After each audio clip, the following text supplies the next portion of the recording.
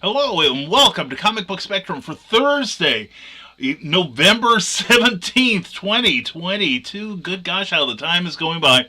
And welcome to Comic Book Spectrum, the show that saves you money every time you go to the local comic shop by telling you what's good and what isn't. If you're here live, we're glad that you're sharing your Thursday with us. And if you're watching us on the reruns, please leave your comments down below and we'll try to answer you. And so type out your questions and your comments, and we'll see you in about 1 minute with some good stuff. We'll be right back.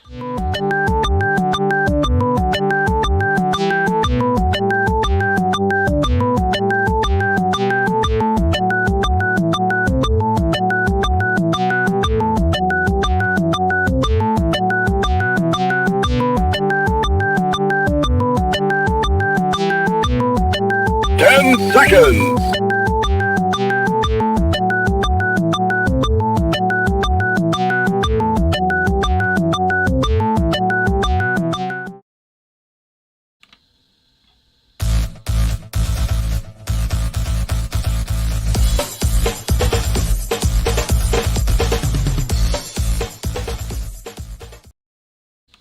Now comes the part where we throw our heads back and laugh. Ready? Ready!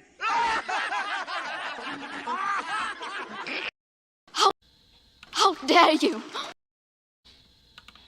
Well, we dare a lot on this show, as you're about to find out for the next 2 hours. Anyway, thank you for being here tonight, as always. And as always, we are brought to you by Rising Tide Publications, as well as our Patreon supporters.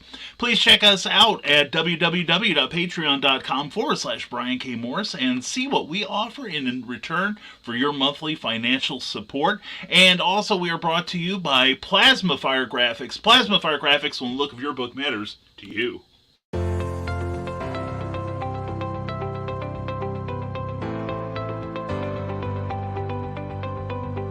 You've worked hard and written a great book. Now, it's time to give it a great cover. If you're an indie author or small press publisher, Plasma Fire Graphics is your source for affordable cover illustration and graphic design.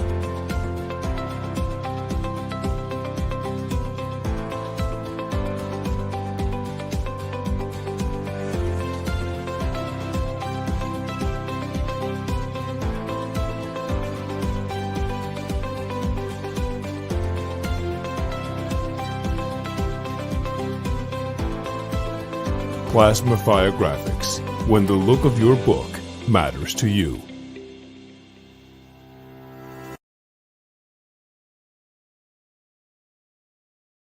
Your book deserves a great cover, so check out what Jeffrey Hayes can do for you. Go to the Plasma Fire Graphics not Kickstarter. That's for later. For their Facebook page, and then go over to plasmafiregraphics.com and ask about his indie creator-friendly pricing. You'll be glad you did. He can do a lot. He can do everything you need to help sell that comic book or regular paperback of yours. That's Plasma Fire Graphics, when the look of your book matters to you, because it definitely matters to your readers. And we've got the comments piling up, and of course that means I gotta call my cohorts into action here. That's why we're going to bring in Clyde Hall, Eric Hawkins, and Jody McFee. Gentlemen, welcome to the show. How y'all doing? I'm present. Clyde's not really sure yet. And Brian, our usual, the other Brian, he's on a secret mission behind enemy lines, and we cannot reveal where he is. But good luck in Europe. Okay, anyway. You can find him on the tell the comic truth. Yeah, you can find him on the Comic Book Spectrum Facebook page. You can find him there, because that's how he's reporting in, because somebody stole the Alvy suit from him. And now he's pissed off, and he's going overseas to make certain that Russia didn't steal it. He's going all Frank Castle on their ass, you know what I'm saying? So, there's a great step for democracy tonight. Moscow's going to be leveled by morning. He's not happy.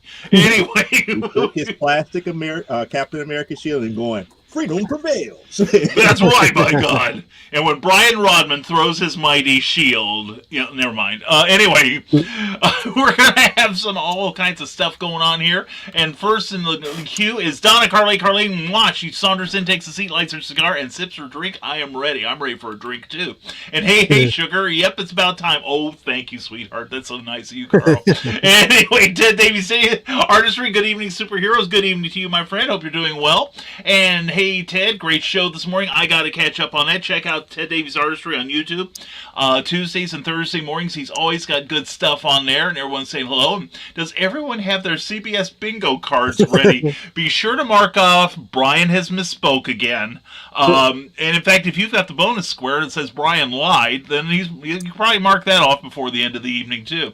And there she is, Lucy. Yay! I forgot mine, Carl. I'll play next week. Until then, for prizes. That's right. And Nora says hi, everyone. Hi, Nora. Hi, Nora. Hey, baby. Glad to see you. And hi, Nissy, says Carl Witzman. I really need to make up some cards and post them. Oh, dear God. That's a frightening thought. But Donna is not scared by that. And by the way, please check us out at the Hoosier Indie Book Expo.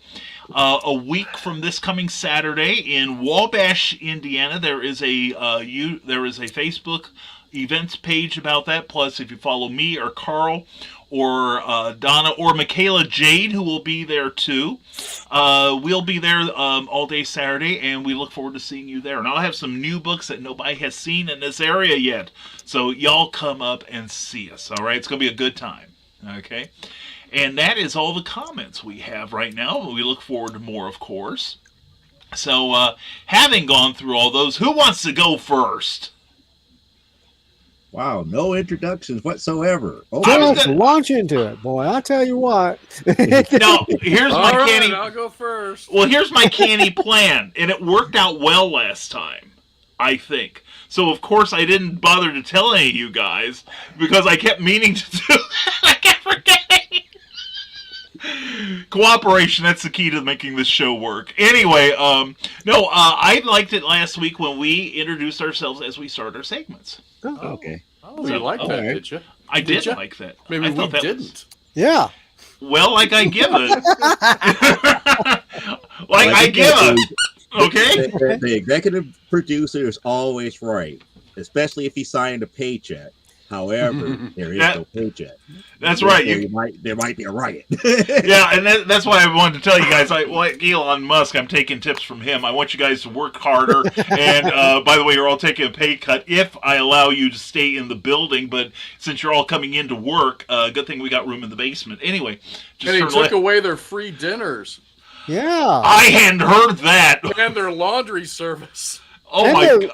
The red swing line staplers are out. Apparently. Oh my God! Well, the Wow. dinners they were apparently the employees that did come in the office would take to-go boxes full of steaks home. It was costing them hundreds of thousands. And Twitter's wondering why they sold in the first place. Well, I don't know why we don't make no money. Yeah, $8 would make $8. I think we ought to. That was Facebook. That was Facebook. Twitter got rid of their dinners too, though. They had dinners too. Oh my God! Wow. And the thing, see now, folks, we've got to pay that $8 so we can get verified as us. Of course, I probably should get a discount because nobody. I believe you can get a free gray check mark. Ooh. If you don't want the blue one. I want a bright pink one. Do I pay extra for that? I don't know. I don't either. Well, since Eric stepped forward first, and we've decided policy here, but the usual level of dinners for this show will go on. Hold on. Peanut butter and jelly for dinner. It's not just for breakfast anymore. Okay, yeah, I'm ready. There was a book I'd found I wanted to bring out, and I misplaced it, but I just saw it. Okay, you didn't hurl it across the room by mistake, did you? Oh, no. Oh. No, he meant to. It was no mistake. No mistake at all. Yeah, I think it was going airborne one way or another, yeah. So stay tuned, folks. Will this be the one that sees flight tonight? Will he go all Orville and Wilbur on us? So anyway, here he is. Wilbur. So anyway, here he is, Mr. The Eric S. Hawkins. Well, I'm Pro there against Slayer Hawkins. Extraordinaire. Yeah. That's right. And you can find all my links right there. Hey, look, I got the right hand this time. Good man. Having the right hand is important. I am an independent comic creator, and apparently I review comics as well. I currently have no crowdfunding projects going on because my last one funded, and I'm just finishing up the backer pages right now. Gotta kill them off. But I found this week going through my office. I've been looking for it for so long, and I just wanted to bring it back up so everybody could see it again.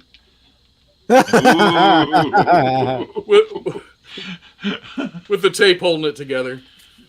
I still say you need to slab that thing. I'm not paying to slab that.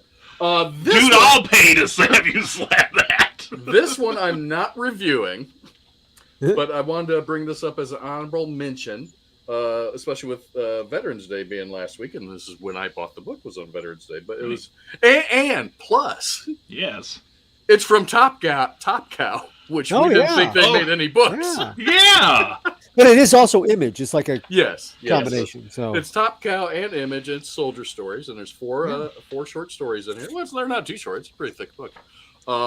And they're all veteran writers, not as they've been writing for a long time. In fact, most of them had not written too many stories, but they're veterans of the military. Even one, the very last story, he's Reverend William J. Bellamy. He's from the Vietnam War. Oh, wow. Yeah, cool. So, and I would say his story was probably my favorite out of them. But they're good little stories, and they're all based on real life events that happened to them. Even though some of them is quite fictional. I mean, there's some video game weird stuff in some of them, but the last one's really cool. So, if you haven't checked that out, go out and get it. This is the Mark Silvestri cover, which was a variant, and I do believe the Billy Tucci cover was the regular one, which I did not see, and wish I would have got because it looked really cool. And in fact, it looked like this. Nice. Ooh, yeah. Billy does good work. Oh, Billy's great. He's a great guy too. He is. So, but what I am reviewing this week, I picked up off the rack because it was a staff pick. It's by Image, and it's called Gospel, and it's got a giant pig on the cover. Uh-huh. I guess that's a wild hog. It is written and drawn and colored by Will Morris. I don't know who did the letters because it really doesn't say. There's color assists by Holly McKind, and there is an odd credit here. Readers call it Aubrey and Amy Lockwood. I don't know what that means. I don't know what a reader is. Might be like a anyone beta seen reader. that before? I have, but mostly in terms of like books where Like a you have proofreader? Yeah, like Or- a beta, more yeah, like a beta beta reader. You know, someone who gives commentary on the pacing. Do they like it? What don't they like, etc., etc. So, Well, two people read it. I hope they liked it. Do you? Otherwise, well, it was edited by Sebastian Gerner too, but apparently Will Morris did everything in it. I'm going to assume the lettering too, because it does not say if anyone else did the lettering. And the lettering's really good. The story's it bounces around, but I'm going to guess it's based in about 1538 because it does have a little bit to do with the church and King Henry VIII when he wanted to get remarried and the Pope didn't want to, so they broke off from the rest of the church in England for that reason. The art really good. I mean, I like this guy's art. I mean, he's a fairly good artist. Very European. I like that. Let's see, we got the giant pig running through the town here. Oh, hey, look at that. Not only is it on the cover, it's in the book. Yeah. Yay! Nice. Continuity. That's a boar. Yes, that's a wild boar instead of a pig, but I'm going to say Yeah. pig because I remember that easier. I'm an old man and forget things. Hmm. I'm going to say the story is based around religion, and kind of having to hide what you're worshiping? Because I'm not really sure what's going on here. I see a plan. There's something here. It's building up to something in issue 2, which I will not buy. But it's going somewhere. It's not totally void of a story. It's there, but it's you can't really even follow some of the artwork. But apparently, the giant wild boar is being told by this old guy over here to people in this tavern, and this kid here, he says, "Yeah, I know that story. I wrote that story. I know it's not all true." And then it goes right into the actual story without telling you that's happening, because here's the small boar, and on this page it like skips right into what actually happened when he wrote that story, without really telling you. And then these 2 pages, here's the real story about the boar being chased, and the Matilda, I believe her name is just throwing vases at it, or because she's in the she's in the pottery barn, basically. It's the potter's house. So there's plenty of pots to throw. And then you see this mouse. The next page, you're like, did the colors get messed up here? These seem to be different people. Or they look kind of the same people? No, these are all different people on this page than this page. Because you really got to pay attention. You have to pay attention to the mouse. The mouse runs through a hole in the wall and into a different room up here.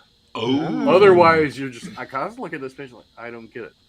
Did they just mess up the colors? They look the same. They're just colored differently mostly. Huh. Yeah. So there's a lot of confusing stuff like that.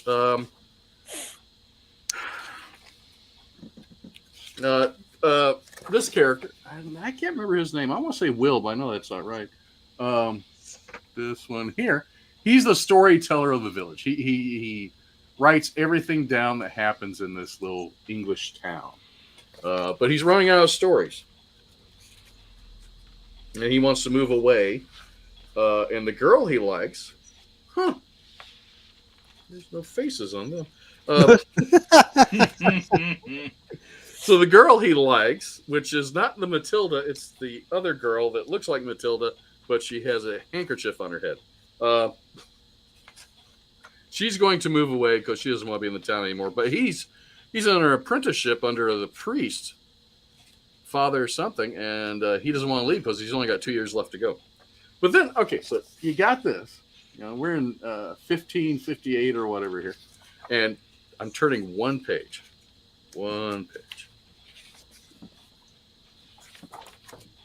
I'm assuming we're not in 1858 anymore or wherever. Because I see a Mini Cooper on a hill. And I see a lady talking to some guy who apparently he is telling her this story. And his neighbors are complaining about him because he keeps everything all cluttered up. And I'm guessing they're in England too. It doesn't say. But he's certain he can convince her of the truth of his situation if he tells her another story, and it'll be just a short one. It'll just be a short story. So the next 2 pages, then all of a sudden he's pouring some tea. Then someone's pouring some green beer right here. Glug, glug. And they're back in the past. So it doesn't tell you what's going on there. I don't like the time jumps and not really not knowing what's happening there. Someone will like this book. A lot of people have liked it in reviews. I didn't think it's bad. I don't want to spend an extra 20 minutes trying to figure out what's going on in a story if I have to decipher the art. Which the art is good. It just the storytelling isn't as good on some of the pages. Like this here, I don't know what's going on here with this donkey. Or a guy dressed as a donkey. Huh? Don't know. But apparently Matilda here, she might have done something that caught the church on fire, and the whole town has shown up to see why. And the donkey is like wanting his money for doing something, but then he says, I didn't burn it down. So I don't know what's going on there. And then you end up. There's apparently going to be some devils in the church, or devils in the story, because you do get some kind of goat-eyed feller here that's walking out of the burning rubble of the church. The devil has returned. So, I really like the art, and the story could be a little more cohesive. It's out there. The storytelling could be better. I haven't looked up to see if Will Morris has done anything else. I mean, based on his art, I'm going to say he probably has, because I mean, he looks like a very good artist. But the storytelling, well, he wrote it as well. So I know sometimes writing stuff myself, I think stuff is working, and I go back and look at it. I was like, that doesn't make any sense. It makes sense in my head. So maybe he doesn't have a good editor as I have either. I was just thinking that. So, and I really don't care for the font on the title, the cover here. There's no outline to it, no stroke, no shape, no drop shot, nothing. It just there. It kind of blends in too much with the cover. So I'm nitpicking now. I got to give it I don't want to pick up issue 2, but I do kind of want to know what's going on. Would you like to know what's going on in this issue? I kind of know what's going on in this issue. But did you find the Colin Bunn retrospective that explains everything in the? I did not look that up because I didn't need that. I knew I could tell the story is going somewhere. It didn't confuse me so much. But just the confusing part is him not putting captions on. We're in this town here. We've traveled to 20,022 or something here. Yep, or 2022. I think the sound effects are even good, but I can't give it more than a 4. I gotta give it a 4. That's probably the worst score I've given a book in a long time. Yeah, without throwing it. Yeah. It sounds like it. Now that you've admitted, you feel better now. I do. Yeah. See? But hey, it's a pretty book. The story, I think it's going to take a couple issues to really get going if it lasts that long.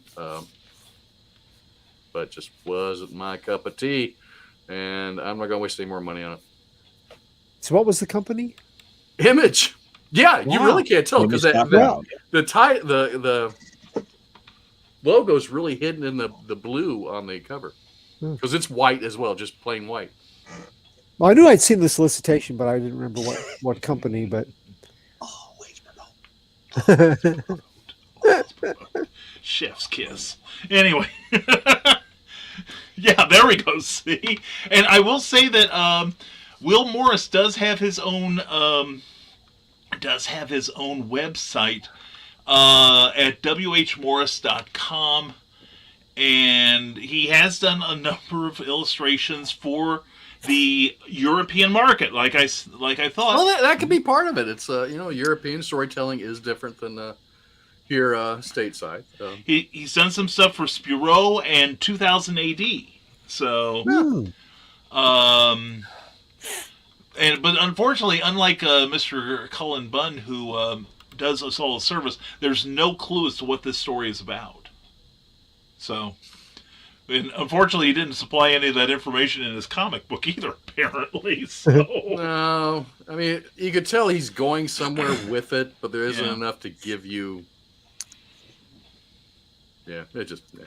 Now, let's face it, Image, with their anniversary this year, they have given carte blanche to just about anybody that wants to throw out, with a name, that wants to throw out a proposed series. So you're going to have some that, find the mark and impress, others that are just mediocre, and then some like this that they may have some talent behind them, but they may miss the mark because nobody else would allow this.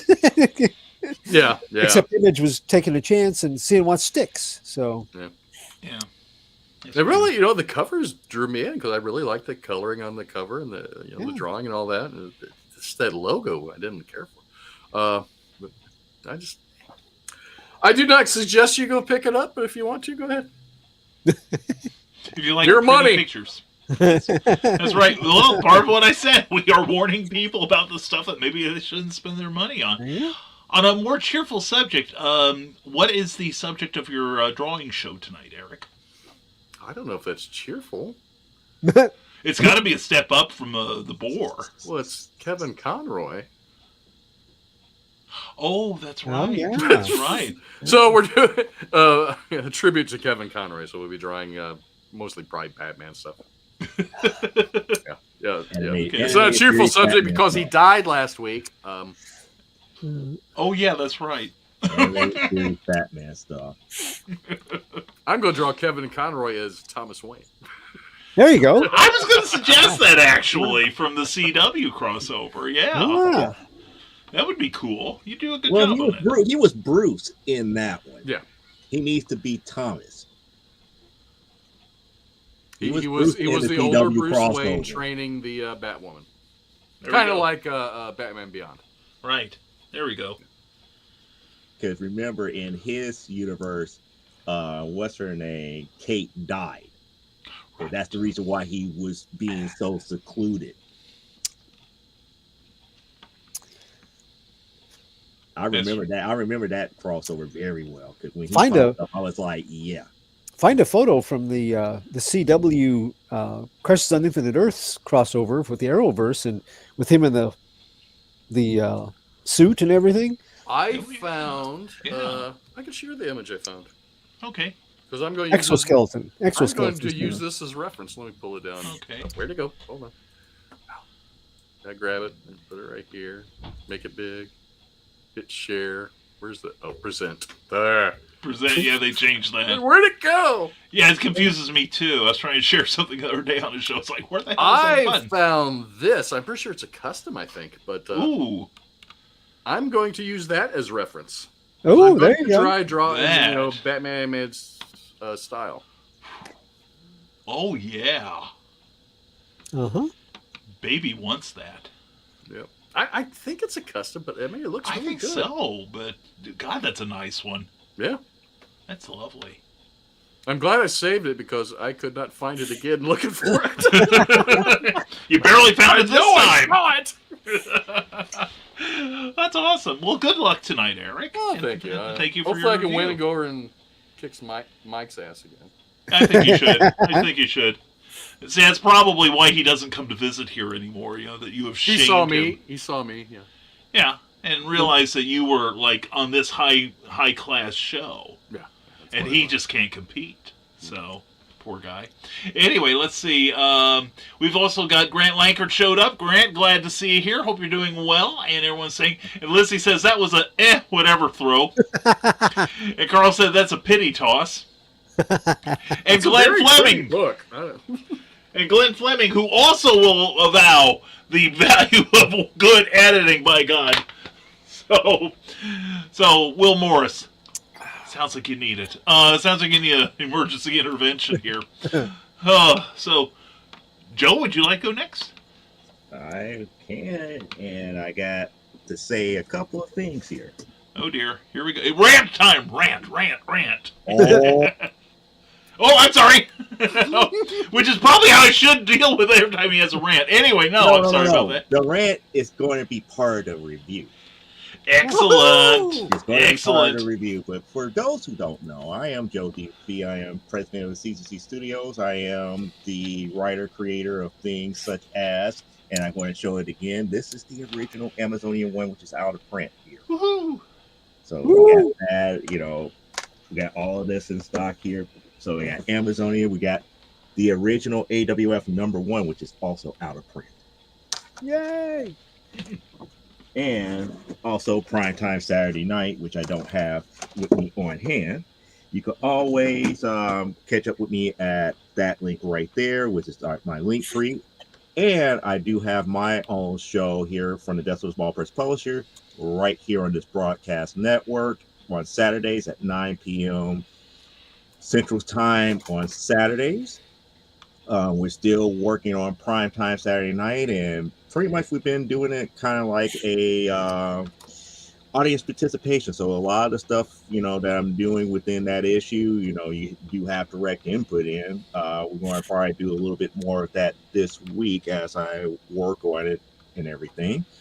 In addition to that, for those who was not here last week, Comic Book Phone has moved over to our Facebook group page. So there is no more live voting. So tonight's selection was voted in by you guys who went out to that Facebook chat, and we want to talk about that right there.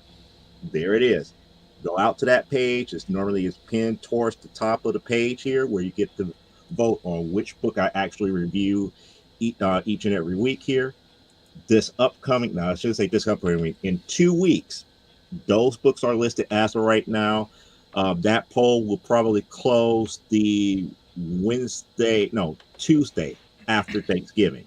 It'll probably close right about then. That gives me at least 2 days to actually read it and really solidify my thoughts and everything about what I read and to present it to you here on Thursday. I believe that's going to be like December 4th or something like that, or December 1st. Let me check for you here. Thursday, December 1st. Yeah, December 1st. So on December 1st, that's going to be the poll that's up there right now is for December 1st, because we're not doing Thanksgiving here. However, with that being stated, and I know that you guys are waiting to figure out why is he going to rant, I present to you the book that was selected for this week's Comic Book Spectrum. You selected Miles Morales, Spider-Man, and Moon Girl #1. Yay, I finally won one. So, this book is, let me get the credits out the way, written by Mohel Mashigo, art by Ed Gara, spelled Guara, colored by Rochelle Rosenberg, and we got all these other cover credits because there was alternate covers and everything to that magnitude, and it was a connecting cover. And the letters by B.C. Travis Lannon. And what I like, when you first start up, it has the credit page right there in the very beginning. So I ignored the ad that's right there, because to me that doesn't matter. But we start in with, have you seen this dinosaur? Which kind of gives you kind of like a foreshadowing of what's to come here. Now, the book did something that I didn't like right away here, because it starts off with Moon Girl confronting a would-be robber in the very beginning, and she pretty much stops him and everything, and he's like, yeah, right.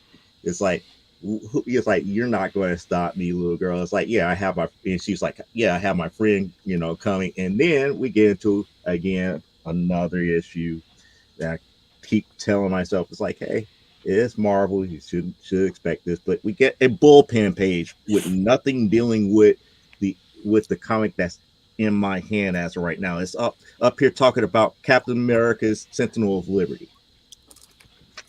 So I just flipped past that page, not trying to get upset. And then we get this nice little 2-page spread where we get to see Devil Dinosaur arrive on the scene and scare the bejeebus out of the would-be robber and everything. And he's cowering and everything. And Moon Girl is up here, trying to figure out what was going on and everything. And then as she was getting all the information, out of nowhere, Devil Dinosaur just disappears. The robber noticed that. She turns around and notices that he's gone, and then poof, the robber's gone too. So then it fast forward to the next day when she was in school and everything in her elementary class, and she's trying to figure out what was going on. Why would Devil Dinosaur just automatically disappear on her? So she was up here trying to figure out a way for she could go to her special laboratory where she could figure out what was going on, but her gym teacher stops her, forces her back into gym class, and have the whole gym scene and everything. She gets hit by the basketball, almost get knocked out and everything. The gym teacher helps her up, and then we get a shot of her pretty much just like after school, finally hitting her secret lab, and then she's trying to put 2 and 2 together. Now, for those who don't know about Moon Girl is technically the smartest person in the Marvel Universe. She is considered a super genius, but she's a super genius in human. However, there's not a lot of fanfare about her and everything. It's like she had a very successful run of her own and everything. but we're going to get, a little bit more into that a little bit later. So after spending some time in the lab and everything, she finally comes home. She talks to her parents and everything about everything that was going on. So they kind of made her kind of like a little bit more at ease as far as, everything that's going on behind the scenes, because they kind of indicate, like, they kind of know that she's into this whole detective type stuff, but they don't realize that she's really out there doing all the superhero work. They just think that, she's playing detective, but yet at the same time, highly into all this scientific type stuff. So, she's up in the lab for the second day and she's trying to figure everything out and everything. And she gets a phone call. She gets a phone call from her mother, and her mother is up here. It's like, hey, we got a phone call from the special academy, to kind of help you along your way, because you are a super genius and this, that, and the other. They want you in at this particular school type deal. And then in the middle of the book, no, close to the middle of the book, we get our tribute to Neil Adams here, which is pretty much okay. I'm not going to complain about that. And so they take her to like this one special school, which is high school level and everything. And then this is where I got a little bit perturbed here. This is the first time that she bumps into Miles Morales, and I look at the way that he's drawn. It's like, that's not Miles Morales. Who is this dude? Huh? And it's really Miles. It's like whoever is the artist on this just really didn't, follow like the more known designs of Miles Morales here. It really doesn't look like Miles per se. I mean, even in, all the other panels, it's like it doesn't come off as Miles as a whole here. So they finally bump into one another. They have their greetings and everything. So she's kind of like, not impressed per se. So after she gets the school tour and everything to that magnitude, she goes back, she puts on her costume, and then she starts investigating the scene where Devil Dinosaur was last at with her. And she noticed that there was something out of ordinary, frequency wise. And all of a sudden she picks up this one particular signal.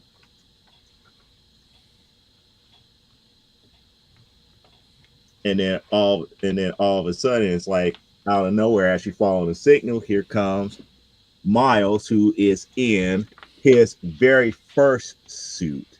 Not the classic suit that we know from now. This is going back to like almost like his shortly after his beginning days with Ultimate Spider-Man, when he was slowly getting his own Spider-Man series, with that type of outfit on. So, we got Miles in that particular outfit, and he's kind of like saves her from whatever motorcycle people that was coming. And this is where they were up here, was like looking at a couple of things, and it turns out that the motorcycle people that was trying to run her over were actual villains, which didn't make any sense at first. But as they investigate, they started to investigate it a little bit more. They try to figure out the tales and everything, and then we see another dinosaur. It wasn't Devil Dinosaur, but it was something that looked, another dinosaur that looks like him. So they're trying to connect all the dots and everything, and then all of a sudden that one goes poof out of nowhere. So it was there, and then poof, disappears. So they're trying to put their, two heads together and everything, and then they finally get another signal to follow, and they tracked it all the way down to like this abandoned area, and we find out that we got the Taskmaster and one other villain that's there. I can't remember his name off the top of my head, but we got Taskmaster there, everything, and they're, they overheard their plans and whatnot, and they get into kind of like a little bit of a scuffle, which didn't make any sense as a whole here for the scuffle itself.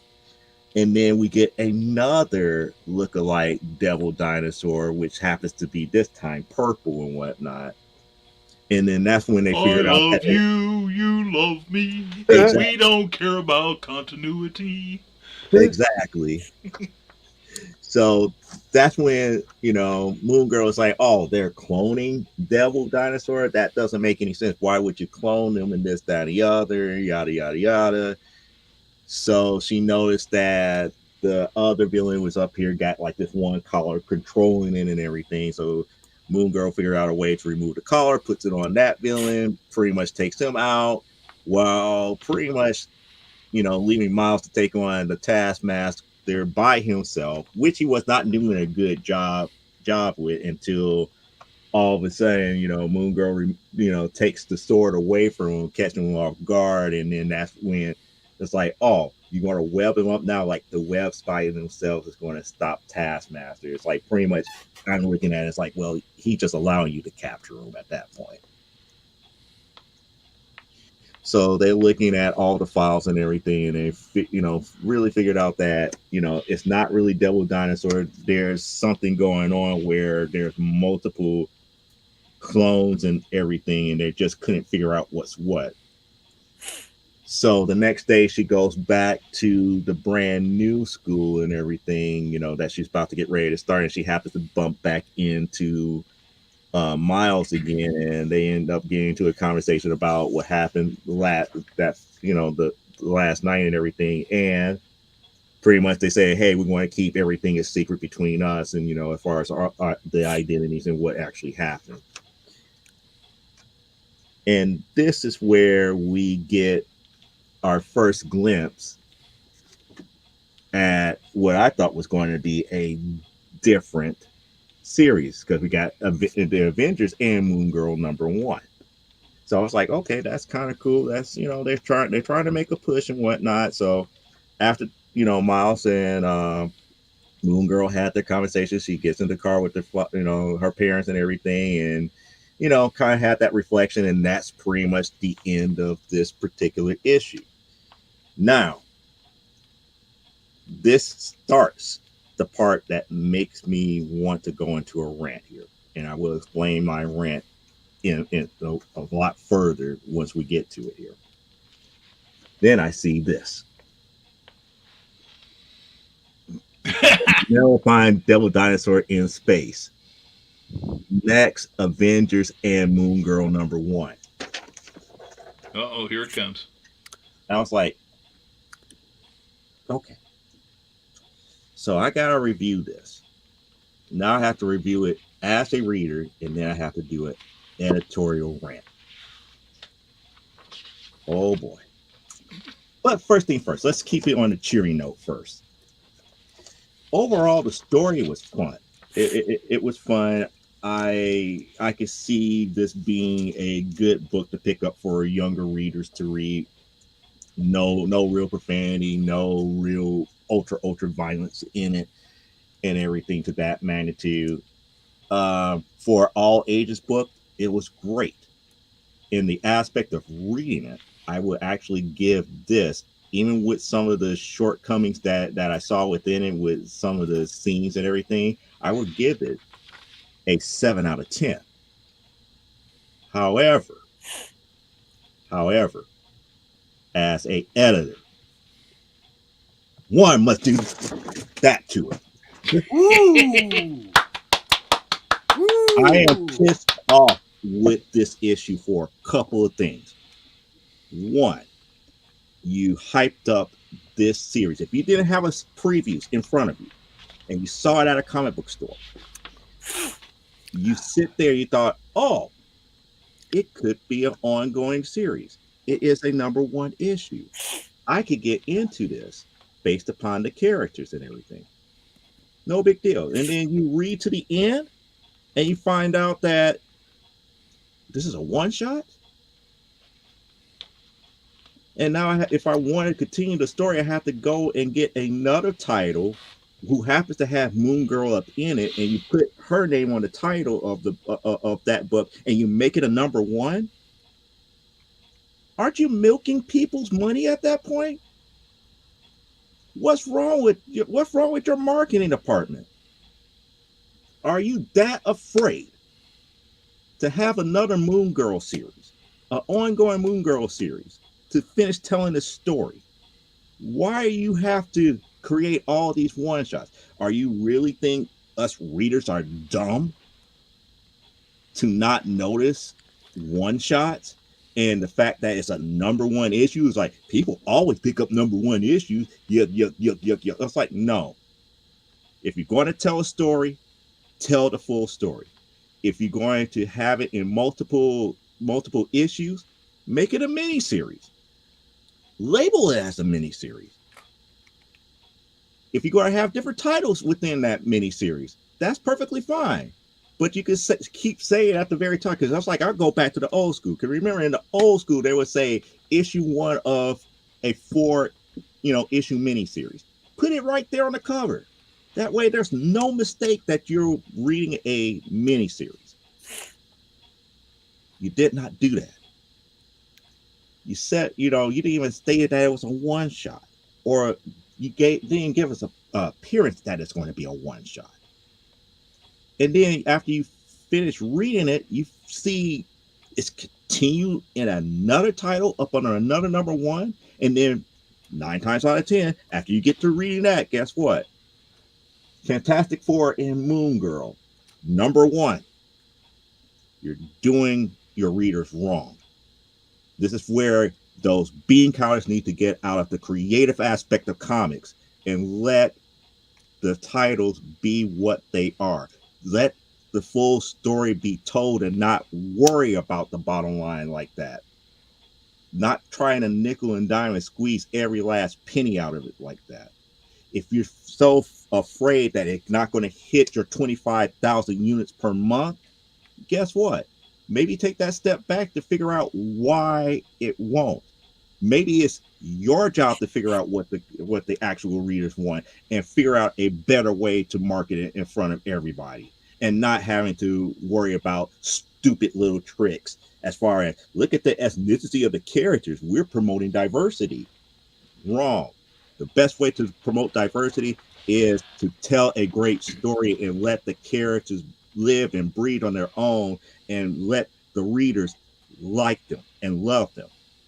You got away for what made Spider-Man in most people's eyes. You got away why people love Captain America so much. Heck, you even got away from the reason why I love She-Hulk with doing stuff like this. So I abhor you, Marvel. Hear me out. Stop doing this type of shit. Because if you want newer readers, as well as keep us older readers happy, you got to stop doing this. Because this would piss people off, because now you're making them seem like they don't know any better. And therefore, there's my review of Miles Morales Spider-Man and Moon Girl number 1. I'm afraid to ask you for a number on this. I already said, so if as a reader of comic books, it's a 7 out of 10. But the editor, publisher in me, I'm sorely pissed off about that. Yes, well, you should be. Yeah. And yeah, definitely. And you make some great points there. Yeah. Seriously. Yep. Now, divorcing the bean counters from the business of comics, I think, would be take nothing shy of an exorcism.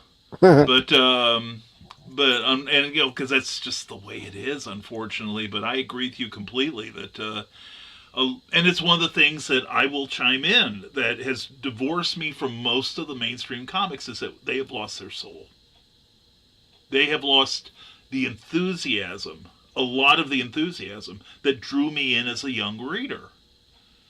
And that's why I don't read the majority of DC or Marvel except in trade paperback on hoopla.com. Free resource. If you have a library card, check it out, people.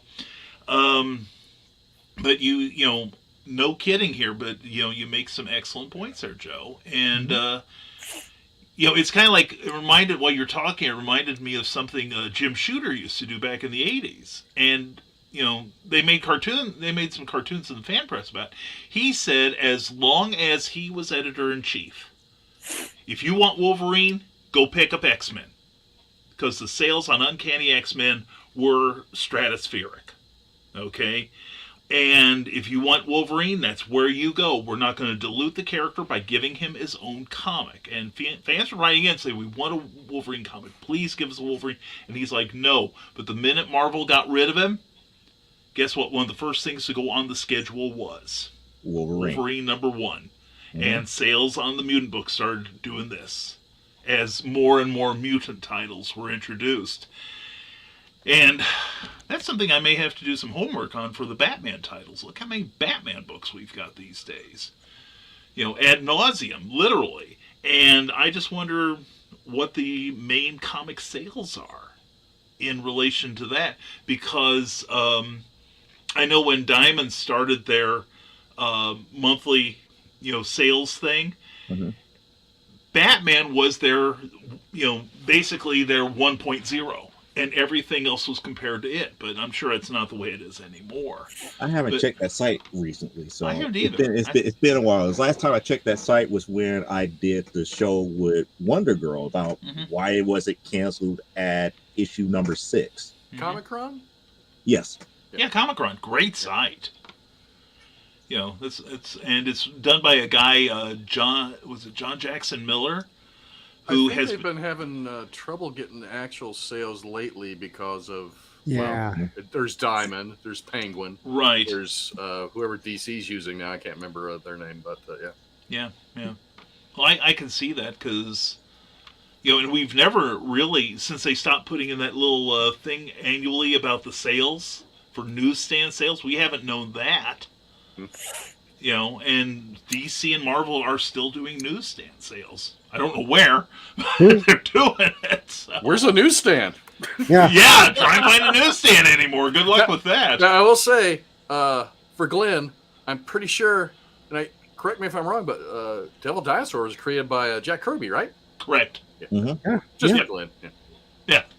He can catch you on the rerun. I know he left. Yeah, we love you, Glenn. And Carl Wisman said, "Oh, I had Joe Does a Rant on my bingo card." Whoa! And I think this is given the time signatures on this 7:29, 7:44. Yes, this is when you launched. And however, and Donna's like, "Wow!" Anyone have Joe throws the book on their card and. Carl's really impressed. This is the first time we've ever seen this. Wow. And we've got a special guy here, Hojo. Hojo, hail to you, my friend. Hope you're doing well, brother. Second time I threw a book.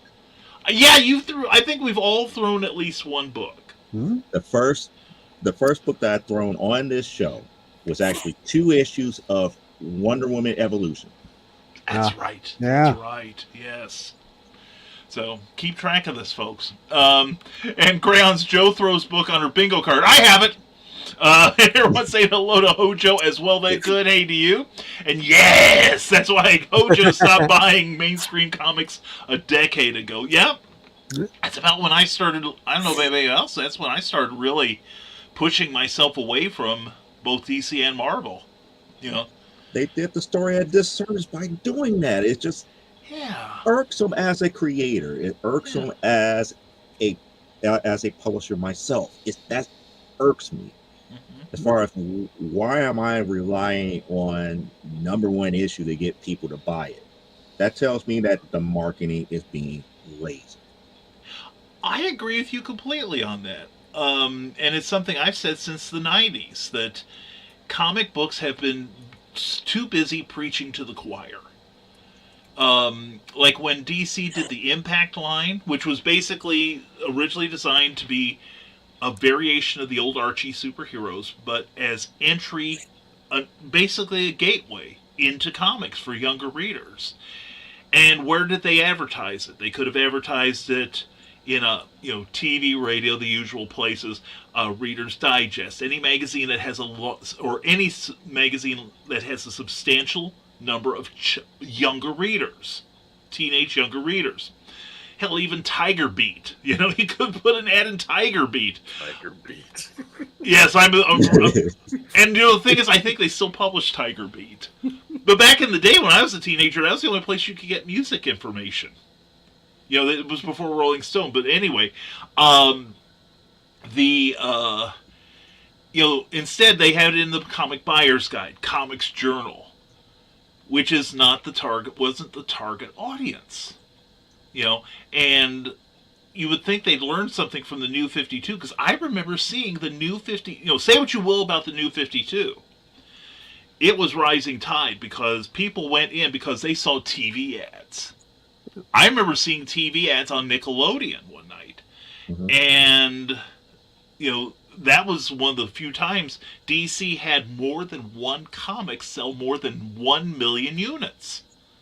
It wasn't just like a Frank Miller special appearance or anything. It was Justice League. It was Superman. It was action. It was Batman. It was Detective. It was virtually most of the big hitters sold 1 million copies and this went on for a couple of months. And at the same time, people went into the shops because they were hearing, DC is relaunching all their heroes. And wait a second, they're still publishing Spider-Man? I want that. What's this Image Comics? This looks interesting. So it was helping all the other publishers too. I agree. The marketing arm of DC and Marvel needs to, if they want to grow the market, which is something we desperately need for this hobby. We are becoming more niche every day. And that's why, and they need to study manga. Manga keeps all their books in print. Manga gives you entryways. They do everything right. That's why they're selling millions of units every month. Whereas, DC and Marvel, if they get low 5 figures, they're probably taking that editor out to lunch. So that's my rant. That we need to stop preaching to the choir. We need to start reaching out to people that don't know we still publish comics. So that's my rant. It was like when we went and signed those Spencer Spooks. Right. You remember the waitress? Yeah. They still make comic books? Yeah. Eric and I, when we did our Kickstarter for a Spencer Spook comic that we had published several years ago, we went to a truck stop in Effingham, Illinois. Mm-hmm. And we're sitting there signing books. And there were people coming by, and they were like, nobody was making fun of us. People were like, actually thought we were pretty cool, which is not something I'm used to. But I get it all the time, though. Well, yeah, for you it's just another day, but for someone like me, Eric, sitting in your shadow. But anyway, no, people were, like, wow, that's really awesome. I didn't, and more than once, we both heard, I didn't know they were still making comic books. Mm-hmm. Does that tell you that DC and Marvel, Image, you name it, they aren't failing?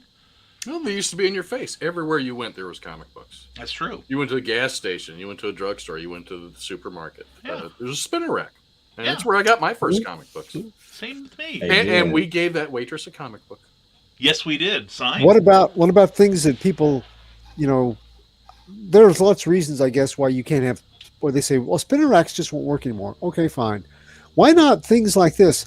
I don't know how many things I watch on YouTube, and they have ads for everything in the world that I mean, if you look at my programming that I look at, a lot of it has to do with comic books. Have I ever seen a comic book ad presented in one of the breaks on YouTube? No. Would that not make sense of, the algorithm to blend for people that are looking up comic book stuff? Perhaps, or certain age Marvel and DC have a marketing department. There you go. Well, I know they used to back when Bob Wayne was in charge. I was about to get ready to say, it's like, yeah, Clyde, let's go ahead and throw the Wayback Machine back into the 1980s. One of their most major books had the biggest breakout as far as their comic books were considered here. Yep. And it's a small little bitty known book that was being written by Larry Hama. Yep. That had a 5-episode pilot. Mm-hmm. I know the one. And Marvel and Sunbow put it together, and it became a breakout hit. Yep. And they went away from that they went away from that shortly after, because again, there was some accounting that's saying we're wasting too much money on this because again, the sales does not justify the means. Yeah. But the thing about it is, one of the key things that at least I know about business here is marketing is always a money pit. You cannot base sales based upon how you advertise and market. No. You're right. It's going to be money that is spent. How well it is spent is a different story. Mm-hmm. But you do not spend that money thinking, oh yeah, we're going to get X amount of units sold. No, you need to put that money out there to get people to be aware of it. Once it's out there and people become aware, that's when you start the targeting aspect of it. Yeah. And that's a super point. And I think Clyde has just done their marketing for them. He makes a good point, because with the algorithms as they are, the advertising is not going to go to someone who's into, say, quilt making. It's not going to go to somebody who's into porcelain doll collecting. It's going to get in front of the eyeballs of people that have a history of studying comic books. Mm-hmm. Or young. I just did your job for you, DC and Marvel. Or it could be money aimed at certain ages. If you're looking for, and for those, it's like, oh look, it's a gateway comic for young readers. A line, an imprint. Because, I don't know how many imprints have come and gone from various companies, not just DC and Marvel, but others that I heard about it. Did I ever see it? Maybe once. But, I mean, there's no promotion of it. DC did a pretty good job this year and the end of last year with some one-shot trade paperback size things with, with a younger focus. They promoted that pretty well, but I've never seen it as a continuing or ongoing. I've never seen that hammered in. It's just sort of here's our stuff for the month, and oh, by the way, here's Batman Scooby-Doo team up, which was an excellent book, but it was just sort of an afterthought almost, and so yeah. And the thing is, advertising on Facebook is not expensive. I have done it. Yeah. You can control your budget on it. And the thing is, you can also drill down into who your audience is. And like Clyde said, Scooby-Doo and Batman team up. If you're going to say, okay, we want people, say, 21 and under to get this ad. That's who gets it. I'll probably never see it. But I might. So who knows? Yes, Joe. But that, like I said, there's different levels. Yes. Yep. Yes. And exactly. that's one level. It's like when Clyde said that, the first thing that came to my mind is like, YouTube wants content creators for a reason. They want people to be watching your stuff before they can advertise those who are paying for it. Mm-hmm. So you have that avenue to pay for it, but they also gave you the vehicle called Shorts. Yeah. Shorts hits the algorithm and puts it in front of many people, just like those ads do. And if you have the opportunity and the gumption and able to keep it up under 1 minute, guess what? You could put out 20 to 30 commercials for your stuff easily. Make it, make sure that you have the right hashtags and everything to promote it properly within the searching algorithm for videos for shorts. And then save your top notch ones for wherever you pay. You got both gamuts, you got both sides covered. Easy. There you go. Yeah. And the thing is, when you get on the shorts, especially, this is something I'm going to be doing when I am going to eventually start doing TikTok videos and shorts on YouTube. You don't necessarily have to talk about your product. That leads to OnlyFans. And that will be the next step for me. Anyway, here's $20 a month. Keep it on, Brian. But anyway, you can just go on and let people get to know you. It's like I see a number of creators like Francesco, Kara Nicole, who get on social media, and it isn't necessarily all about their product most of the time. It's just, here I am doing something, and you get to like them. I mean, those of us who do sales in front of the public, how many of us have made sales simply because the person on the other side of the counter likes what we do and how we do it?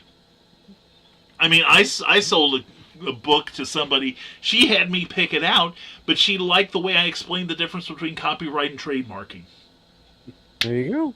So, it's something that, and I know that a lot of creators live in fear of the promotion department.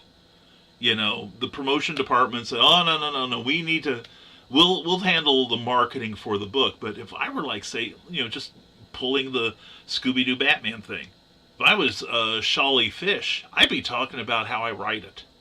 Mm-hmm. I'd be talking about, well, here's, I'm doing research on this character coming up soon. It doesn't have to be exhaustive. It doesn't have to be exhausting, but just, just a look at the process of writing. I would be finding out if we had the licensing for the older Scooby-Doo movies where they actually crossed over and then put like a little bitty what is it called? I call it place cards, but right. Show cards at the very end of it to say their next adventure is here in this particular DC comic title. Yeah, there you go. That'd be great. That'd be super. Yeah. And that way you capture, multiple people at multiple. I'm trying not to be business-like, but multiple demographics all at the same time because everybody loves Scooby-Doo. Yeah. Everybody loves Batman, and if you do the cartoon formats that has already been done, I know a lot of it is not in public domain, but if you did have the license for it to replay it in that aspect, there's nothing stopping you for putting a show card at the very end or a credit card at the very end to say, here's the next book by such and such which comes out this month or on this date. Yeah. Or, like some of the cartoon, like get some of the old cartoons, show like about 30 seconds of it, and here's the trade paperback to Scooby-Doo, Batman Scooby-Doo, available now on Amazon. Available from your local comic shop. In talking this out, it seems like a no-brainer to me. Am I the only one that feels this way? That it's so freaking obvious. If we can see it, why can't they? It comes back to money because again, it's all about licensing. Because I think about what they missed with Batman 66 and Wonder Woman 77. Yeah. That's true. Although Batman 66 had a good 4-year run on that one, so which in comic terms that's practically epic, anymore. I think I got a sketch cover to that one. Ooh. I have seen one comic company promote on YouTube, Xenoscope. Unfortunately, it's an hour-long commercial when it pops up. Oh Lord! I don't know why they did that, and they've had a couple of them. I think it goes into their show as an ad, which is really bad. Oh yeah. People don't like to be sold to. No. Really, for the most part. Antarctic Press though has started doing some short things on what books are available in previews that month. I just noticed it a couple weeks, like about a week ago. Ben Dunn's been posting some of that. So cool. Yeah, so...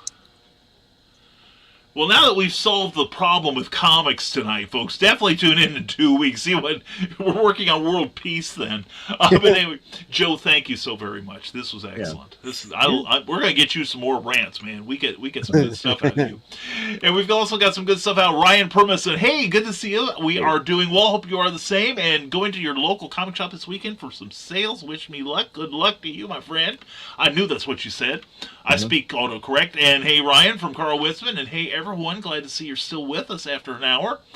And now I will do a quick one here, okay? And I will take the screen. There we go. I almost kicked myself out of here. So it's not just Joe. Anyway, I'm Brian K. Morris. If you want to find out what I do, I'm an author, freelance editor, award-winning playwright, award-winning author now, too, Facebook famous YouTuber and former mortician's assistant, and check me out at risingtide.pub. Also check out our YouTube channel, which hopefully you're watching us from. By the way, Facebook friends, StreamYard which is the system we use for broadcasting this, and Facebook are doing this again. After 2 hours, the show will cut off on Facebook. So if you're watching us there, and right now we do have some people watching. Well, actually, everyone's migrated from Facebook. Screw you, Zuckerberg. We got him. Okay? We win. Anyway, I will get them back. That's too much emotion. I can tell it wasn't him. Anyway, but no, it was not robotic enough. But no, but anyway, please follow us on YouTube, and if you like what you see and hear, please subscribe. And like Joe said earlier, we will not be here next week because we will be stuffing ourselves silly. Okay. That's right. The turkey population is going down next week. Now, I'm going to give some quick reviews here. And I got to think, was Clyde, you reviewed this last week, wasn't it? Or was it Eric? Nope. Who? Did someone review this? Was it Nope. Brian? Nope. I thought someone did. This was an excellent book. Yes. I'm reviewing it tonight. Oh, okay, that's where I'm thinking of. So I'm not going to touch it. I'm not going to touch it. Jeff Johns and everybody, company, good work on this. I bought it because I knew somebody was going to do it. Time has meant nothing to me since the COVID thing started. I don't know what day of the week it is anymore. But anyway, stay tuned for that review. It'll be great. Anyway, and also we got some good stuff. Superman, Batman, World's Finest, loving this book. The Mystery of Ultra 7 doesn't follow the show exactly, but we see a new member of the Ultra family here. This one, fair, but at least it's the last issue. And it's funny. That's damning with faint praise, isn't it? Well, yeah, it sucks, but at least it's done. Anyway, but anyway, Joe will like this. I picked this up. It's one of the new facsimiles, and dug it a lot. And also, speaking of reprints, this means that when you lick the spine, it won't get real soggy right away. Anyway, Batman Spawn, with some great stories by Doug Minch, Chuck Dixon, Frank Miller, Claus Jansen, and Todd McFarlane on the art. And it's a good read, although I have no idea why in the image half by Miller and McFarlane, they felt the need to put that this isn't in continuity. Anyway, it was an enjoyable read. These are both reprints from books from the 90s and really interesting. And plus, I'm going to be doing some more of these. I got some stuff from Silverline Comics today. And Trump's what? What's he got a comic book now? I don't understand. Anyway, but he's everywhere. Oh God, yeah, he's on page 26 of the New York Times. Ah, Florida man declares candidacy. Yeah, I love that. Anyway, some great stuff from R.A. Jones and Rob Davis and Barb Karlberg and Roland Mann and a whole bunch of really great people. We've had some of these guys and gals on comic book or on Clever Titles Pending. Clever Title Pending before. Just got this. We'll be doing some of these reviews as I read them on our Facebook page. Just do a search for Comic Book Spectrum, and you'll be there. Please give that page a like, because we do reviews all throughout the week on there, and we have different bits of news and such on there. So please join us there. We've already got 60 members. Got 60. That's not bad for being open. What, about 3 weeks? 2 weeks?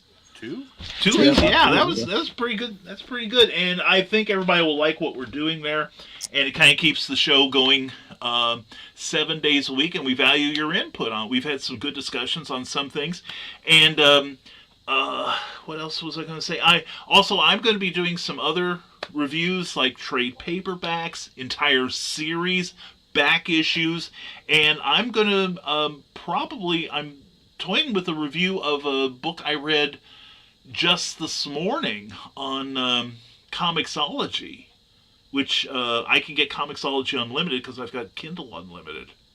I get to read things for free. And one of them is a very controversial comic, or graphic novel, I should say, that has been banned in many libraries across America. You going to read Mouse? No. Genderqueer. Ah. Oh, that one. Okay. Yeah, I was quite impressed with that. So we're gonna tread the line there, and I gotta say here while she's here, Jen Thompson, I love you too. Mwah. Jen is the the empress behind the Indie Author Book Expos, and she's doing one in Omaha, Nebraska soon, plus the shows in Peoria and Des Moines. Get on board with her. She is awesome. I love her, and she's a great lady. And she also just a day or two ago was in an auto accident, so please purchase her books, because she's got to pay for that thing. Okay? The car had a lot of sentimental value, so please, Jen, we love you too, hon. And I'm glad you and your daughter are doing okay after the accident. So anyway, if you want to see the reviews on these, go to our page, Comic Book Spectrum on Facebook, where you can read the reviews as we post them this week. So please join in the conversation there if you would too. So that is what I am doing this week. I'm hawking our Facebook page. So which I think it's done rather well. I'm very pleased with how it's developed. Yeah. Thank you, Mr. Rodman. Yes, thank you, Mr. Rodman. Although Eric and I were talking about that beforehand, but I think Eric was waiting on me to get it done, and No, why would I do that? Yeah, God knows I don't have anything to do. Anyway, but no, yeah, and it's funny. This is funny because while I'm listening to the reviews, I'm sitting here. I'm creating a journal for 2023, and this is going to be my shows for next year and my writing progress. Ooh, okay. Nice. Ooh, yeah. Cool. So we'll let you know how it goes. Dear diary, I barely wrote one word today. Cookie is going to be upset at me, but I don't care because I know a way to keep her happy. Hopefully, I will survive today and be able to write into you tomorrow. Hopefully. I will not see tomorrow. Love, Brian. What have we got, Eric? Okay, so this is a sketch cover I started a long time ago. I haven't finished it. I started it when, oh crap, what's his name died? Adam West? Adam West, thank you. Yeah. Oh, please finish. Ooh. Please finish. So yeah, that looks a lot better than the Han Solo and the Grumpy Han. Yeah. Yeah. Eric was sharing a cover he did that. I'm glad our likeness is really bad. At least this one's wearing a mask. Well, I tell you, Eric, please finish that. I predict you will sell it. Yeah. Yeah, I think so. Yeah. It may find a home here among this crowd, for all I know. Might just give it to someone. That's the original thought was. Ooh. I love you, Eric. Yeah. I stopped with the Batusi hand. That's where I put it. Oh, okay. I'm going to put the Batusi hands up there, but I just beautiful. I got a dozen sketch covers that are half drawn over there. I got one with C-3PO holding R2-D2's helmet kind of down like this. And I did that. I started that one when Kenny Baker died. So I gotta wait for people to die before I start doing it. Oh my God, is Harrison Ford dead? No. And gee, who are you drawing tonight, Eric? A dead guy. A theme begins to emerge. So anyway, if that would happen, though, we would establish the Red Hulk curse. Every actor playing the Red Hulk or prospective Red Hulk dies. Of which there's been one? Well, I mean, if William Hurt. No, well, William Hurt died, but yes, but yeah, if Harrison Ford dies, yeah, but if Harrison Ford dies because you did that sketch, Eric. There you go. You will promote the Red Hulk curse. So. Yes, please buy Jen Thompson's books. Do a search for Jennifer Thompson on Amazon, or check my profile page on Facebook because I have been sharing because I care. And there is a quick link to the Amazon page for Jen. And we are doing well, sweetheart. It is good to see you here, beautiful. And Carl Witzman finds Joe's story about Cookie amusing. The truth usually is, and Carl Witzman declares, "I don't want Eric to draw me now." Carl is on at least 3 pages. Oh crap! We all are. Oh, no. Holy crap! No, we're not. The key thing is we're not on a cover yet. True. Yeah. Okay. Oh, close. I feel this palpable sense of relief from the panel here. It takes my business mind to read the fine print. Yeah. Yeah. And I can see Eric will draw us on the cover. Something will happen to the rest of us, and the police will be knocking on Eric's door. I understand you drew these three. There he goes again. Oh no, he's finishing a pencil sketch he had of me. Remember, I edited your book, Eric. Oh, and Carl says, "Whew, that was close. My heart was pounding." So I've been wasting ink like crazy cause I got some new 11 by 17 photo paper, so it's like posters. Oh, nice! It prints so good. Ooh, look at that. Yes. Yeah. That is pretty, though. 11 by 17. Yeah. That's glorious. If we ever get to do a show together, all of us, we could sell these and sign them for people. Yeah. Yeah, that's true. That's true. So What is this? It's our podcast. They still do podcasts? It's about comic books. They still make comic books? Live from Effingham. And Donna Carlene goes, "Dang, Eric, how much more do I have to pay?" And Eric, mute your mic. Dogs are barking, says Jennifer. Oh, there they go. There they go. Yeah. Oh. We have an offer now from Jen Thompson. Eric, will you finally be an author at one of my book expos in 2023? I've been begging for 4 years now. How long you gonna make a girl wait? And remember, his wife is watching.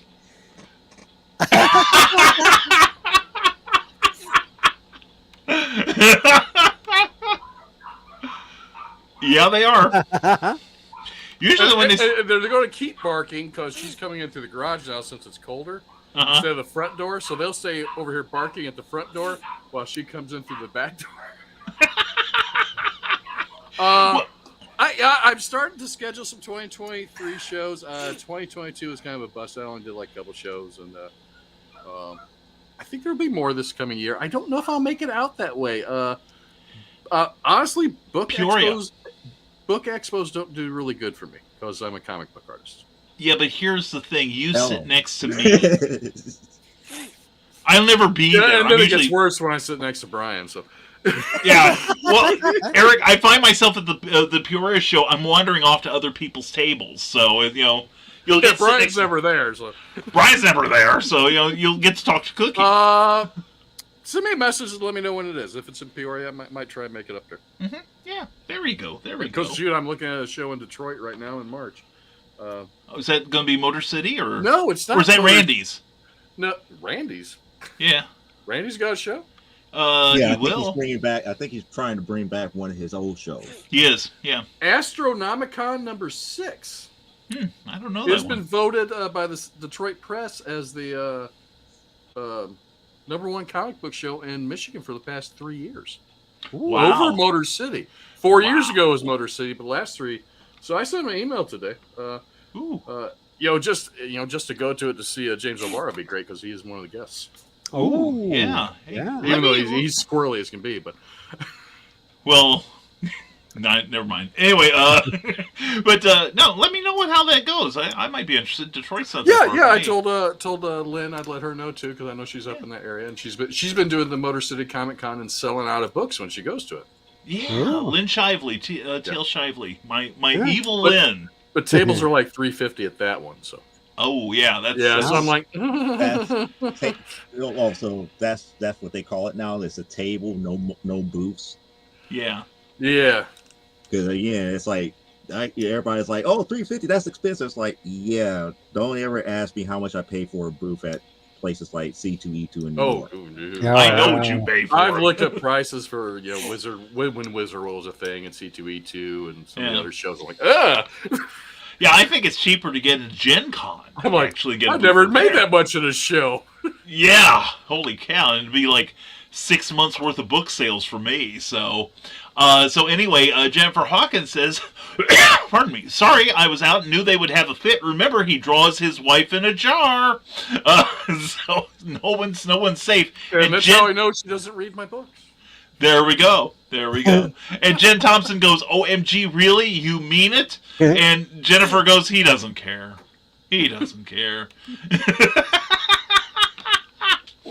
Oh, so right now I'm actually looking at a panel with Becky Thatcher, Carl Witzman, and Clyde. Oh, well, I'm in good company at least. See you guys. We'd like to announce one new host for Comic Book Spectrum in the immediate future. And keep in mind, I'm drawing Paul Bush as one of the backers who paid to be a zombie in the book. He's on at least 4 pages as well. He gets turned into a zombie and killed. Is this like an assisted suicide thing then, or? And Jennifer Hawkins says, Jennifer Hawkins, for Jen Thompson, we got to stick together. It's a Jennifer thing. There we go. And Jen Thompson, I want to see your Jennifer thing. I do want to see it. Anyway, so we flirt. Anyway, and Carl Wiseman, wow, this is the issue that we bought, I think. Or you bought it. You did. Anyway, so it's not. So Eric is now no longer just the prose slayer. I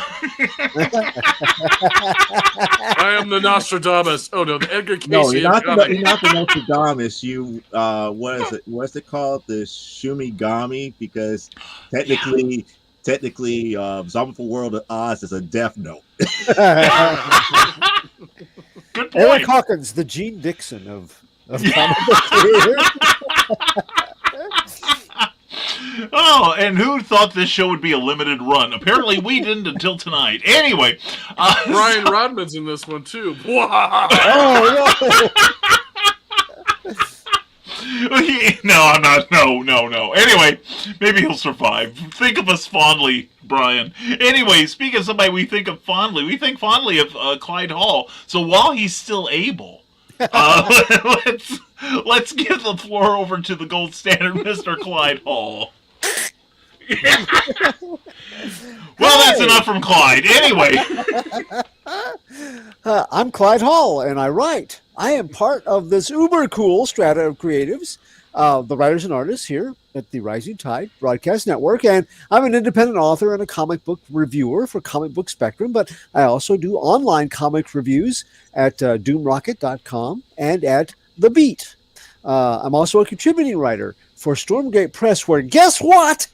Dun, dun, dun, dun. Look at that. Isn't that a thing of beauty? That is. Yes. Jeffrey Pulp Hayes. Reality number 4. Yeah, Jeffrey Hayes cover. And I'm sorry, go ahead. I was saying, and this is where the background music plays, where it goes, we could only count to 4. We could only Yeah. This is I showed this to my writing group, creative writing group, kind of my beta readers and people that I bounce things off of, and I showed them the before it was actually in our hands. I showed them the perspective cover by Jeffrey Hayes, and the whole room full of people went, "Ooh!" So good work, Jeffrey. This is, and I love it too. It's even better in person. It really is. The first the beta run that you had was nice, but this is beautiful. And inside, I've got my 4th B-Man story, and it kind of completes the initial cycle of all of them are standalone stories, but if you read each one of them, you get a little more detail for each of them that kind of build as they go. So it completes the first arc of B-Man. But it has all kinds of new pulp creatives, artists, and writers that I am proud to be affiliated with. Charles F. Milhouse has put this together. He's put, this is all 4 of these are his baby. They have won Pulp Factory Awards over the last 2 years.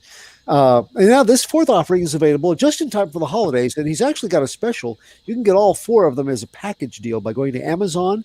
And you can also go directly to the source at www.stormgatepress.com. And even, Brian K. Morris has even got some work in those books. So and the current one, if you want to show the front piece to my story, Too many ghosts for number 17. This is also by Jeffrey Hayes, and I'm gonna make a prediction. Jeffrey's gonna get nominated at least for interior and exterior for this year. I could see that. Yeah, because He asked me what I would like to see, and this is not what I imagined. What he came up with was 1,000 times better. This is wow. It's like handing a Eric Hawkins a script. Let's see here. Let me get to it real quick. Yeah. Sorry to put you on the spot like this. No, it's okay. I'm very proud of it. It's called Always Advertised. Now, exactly. Oh yeah, here we go. Yeah. Oh, isn't that sweetie? Nice. Yeah. Take a look at that. That's for my story in the book. Yeah. Not enough ghosts for number 17. Yep. And I got pretty good, huh? The first artist that teamed with me for a B-Man story was Ted Davies, and it came back. I've had Candace Camilleri and Stephen Burks has they did the second and third stories, but this fourth one, to kind of, like I said, to wrap up that cycle, I got to have Ted Davies with me again to do the art chores on it. So that felt really complete and nice to work with Ted again. So Ted, thank you so much. But besides that, I do comic book reviews, and tonight I have a comic book review. It's a fairly rare time when I rate a comic book as high as I'm going to rate the one tonight, especially for a second issue. But the first issue was really, really good, and I don't normally do like first issue, second issue. I hop around, but this one I thought it earned the right, and I really mean that. It earned it, because what Brian was saying earlier about comics that don't have a heart, don't have a soul, that you don't really feel that the creative team is excited about it. Throw that out the window when we talk about tonight's comic. But first, I picked up some other things this week, and I got Love Everlasting. Now, this came out last week, but I only got my copy this week. What that's good. Read. This is so much fun. That is good. I almost reviewed it last week. Yeah. I think I will. I may. I don't know. We're close to the end. I may do a review on our site of the whole series at some point. I don't know. Yeah. But really, that's been that is so spot on for old romance comics, and then all of a sudden it veers into the modern. It's very cool. I love the illustrations too. Yeah. I don't know this artist. I'm not familiar with her work. Chartier? I've seen it around, but I couldn't tell you what she has done. Elsa Chartier. Yeah. But I really, it's perfect for this title. True Cult continues to get stranger and weirder as it goes along. And in the case of True Cult, that's a good thing, because it's about a demonic fast food place that steals your soul as it puts pounds upon your love handles. And the unlikely heroes in this, it kind of has a Better Call Saul feel about it, where that's mostly humor. There's not a lot of horror in it. It's just really quirky, but it's a lot of fun. A Marvel comic that I got on a lark, not expecting to put it in my top 5. Not only got in my top 5, but rated highly in my top 5. Ooh. Yes, Blade, Vampire Nation. Mark Russell, our friend Mark. Remember last week I said I wish Mark Russell would just write regular comics again, and because he's kind of gone off on the deep end about writing things about evil corporations and misguided billionaires, and very real world kind of problems. And I know it's a concern for him, and he's good at writing what he does about them, scathing satire. But I missed when he was just doing regular comic books. This has still got political intrigue because you have a nation of vampires in Marvel continuity now. And it's beautifully set up. I had not read the Avengers titles leading up to this. Doesn't matter. He has like about a paragraph to get you up to speed, and boom, you're launched. Basically, and Brian Rodman, I think, is going to be posting a review for this maybe on our site. So I don't want to go too far into it, but basically you have in the Avengers, Dracula has set up a nation of vampires, and the world agreed that they would recognize them if Blade could be the sheriff. And if he could be the peacekeeper, and keep them apprised, make sure that things didn't go off the rails. He was that was their requirement. If you let Blade become the sheriff, the authority there, independent authority and fact finder, we will grant you like admission, recognition as a world nation. And so I thought that was an interesting concept, and Russell handles this beautifully. Now, I was a little disappointed because the Dracula, I always look, whenever I get a Marvel book, I want to see a Gene Colan Dracula. It's in my head. I can't help it. And I haven't seen one of those in a long time. But so the Dracula they have in here, I was like, that's not really Dracula. But then as the characterization is played out, I'm like, oh, that's very much Dracula. Yeah, that's good. So that was my favorite reads. Just a surprise, a delight and a surprise, as was Stargirl, The Lost Children, which is a tie-in with the JSA title that they just began, and also a tie-in with the Stargirl TV show. They try to put the continuity of both the comic books. It's a follow-up to the summer special they put out of Stargirl earlier this year. And I like that they're blending continuity between the TV show and what has gone on before at DC. With Stargirl, the Justice Society younger members, and right now in the JSA, they're looking for sidekicks that have seemingly disappeared from being remembered by anybody. They were like their continuity was destroyed somehow, their legacy, and it continues in this. So this was a good read. But my review this week is for Junkyard Joe number 2. It's number 2 of a 6-issue limited series. Image Mad Ghost Comics, $3.99. It's written by Jeff Johns. The art is by Gary Frank. Colors by Brad Anderson. And the letters is by Rob Lee. It is rated Teen Plus. While I write for various sites, this is my own independent feature, and it should not be considered representing any views of those sites. My views are my own. But let me show you some art here. Interesting cover. Brian had a different one with the snow and the boot looking down on a little town, which is very appropriate. And actually, it continues. It can serve as a splash to the rest of the book. It was the Gary Frank cover. Okay. But we have an artist studio. We have remembrances on the wall, pictures from a war, a whole bunch of awards underneath the computer screen, and a kind of a big old empty house. It's a very good mood-setting piece of art to start it, because the hero from our first issue was a Vietnam soldier who was mustering out after he got badly injured. And now he's an old man. It's modern day. Not where I expected them to take the direction I expected this to go at all. And he has just put out his final comic strip. This was the young man who wanted to be a comic strip illustrator for newspapers. He has spent over 50 years doing just that with a strip called Junkyard Joe. And we see him here looking over his very last comic strip.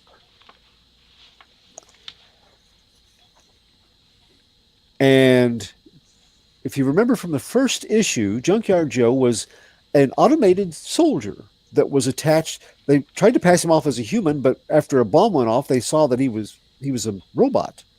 And he helped this small squad of guys come through a very perilous mission. But no one ever knew why. When the one fellow that was the artist was in the hospital getting ready to be sent back home, he kept talking about this robot soldier, and everybody went, there's no robot soldier. I mean, you were under a lot of stress. You were badly injured. You could imagine all sorts of things. But if you keep talking about this robot soldier, they're going to just send you to a psych ward, and you're not going to get home to that girl that you left behind any sooner. So he stopped talking about it. But That was the gist for his comic strip. Junkyard Joe, a group of soldiers that are in perpetual boot camp training, basic training, and this robot soldier that's also going through training that makes them look bad because he's so good at everything.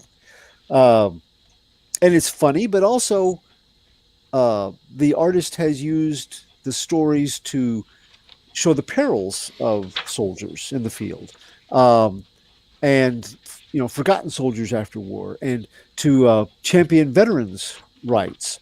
So it's been a sly commentary along with laughs. There's also tears. This has struck a national chord with people. But he's decided after 50 years that they were probably right. He may have imagined it. And then he gets a visitor. Yeah. A late night traveler. We also get to see there's a neighbor, this neighbor family that's moving in. One of their children wants to be an artist as well, and she doesn't know who he is until her dad tells him. And just when you wonder if maybe he's hallucinating about this Junkyard Joe, she looks over and she sees two people in the window. So he's not hallucinating, which I thought was a very nice touch to show that, because at one point you're thinking, is he imagining this? It's not that kind of a story. So Vietnam veteran Morris Muddy Davis is almost the only survivor of his Army squad, the men who called themselves the Junkyard Dogs. His injuries treated, his discharge papers ready for filing. The only hink is keeping him from mustering out is his insistence that a new replacement within the squad wasn't a young soldier at all, but instead a robot that he and his friends dubbed Junkyard Joe. In fact, Muddy insists that he was the only reason that he managed surviving long enough to return to civilian life, but the VA doctors quickly cautioned Muddy that such insistence regarding an obvious break with reality under combat would sidetrack him to a psych ward for an unspecified stay instead of home, where his sweetheart is waiting for him so that they can finalize their marriage plans.